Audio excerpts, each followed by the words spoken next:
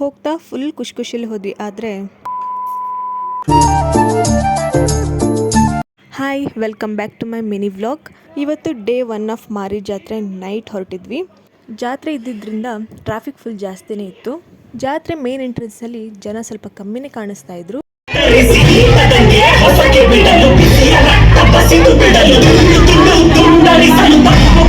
ಕ್ಯೂಲಿ ಜಾಸ್ತಿ ಜನ ಇಲ್ಲ ಅಂತ ಆರಾಮಾಗಿ ಹೋಗ್ತಾ ಇದ್ವಿ. ನುಗ್ಲು ಇಲ್ಲದೆ ದೇವಿ ದರ್ಶನನ ಆರಾಮಾಗಿ ಮಾಡ್ಕೋಬಹುದು ಅಂತ ಫುಲ್ ಜೋಶಲ್ಲಿ ಹೋಗ್ತಾ ಇದ್ವಿ. ಹಾಗೆ ಜನನು ಕೂಡ ಕಮ್ಮಿ ಕಾಣಿಸ್ತಾ ಇದ್ರು. ಇಷ್ಟೊಂದು ಫ್ರೀ ಯಾವ ವರ್ಷನೂ ನೋಡಿಲ್ಲ ಅಂತ ಅನ್ಕೊಂಡಿದ್ದೆ. ಹೋಗ್ತಾ ಫುಲ್ ಖುಷಿಯಲ್ಲಿ ಹೋದ್ವಿ. ಆದರೆ ಇಷ್ಟೊಂದು ರಶ್ ನೋಡಿ ಫುಲ್ ಶಾಕ್ ಆಯಿತು. ಹಿಂದೆ ಫುಲ್ ಫ್ರೀ ಇದ್ದಿದ್ದು ನೋಡಿ ಈ ಥರ ರಶ್ ಇರುತ್ತೆ ಅಂತ ಅನ್ಕೊಂಡಿರಲಿಲ್ಲ. ಎನಿವೇ ಸ್ವಲ್ಪ ದೂರ ಹೋದರೆ ದೇವಿ ದರ್ಶನ ಮಾಡ್ಬೋದು ಅಂತ ಫುಲ್ ಖುಷಿಯಾಗಿ ಹೋದ್ವಿ. ಹೋಗ್ತಾ ಫುಲ್ ರಶ್ ಅನಿಸ್ತು.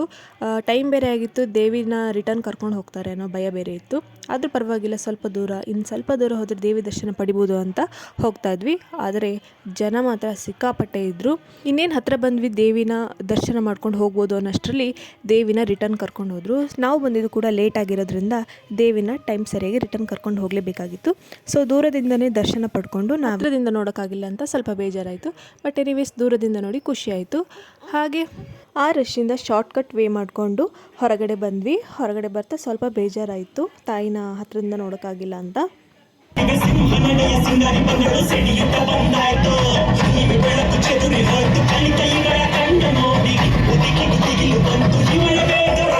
ಪಾಪನು ಅಳ್ತಾ ಇದ್ಲು ಅಂತ ನಾವು ಮನೆ ಕಡೆ ಬೇಗನೆ ಹೊರಟ್ವಿ.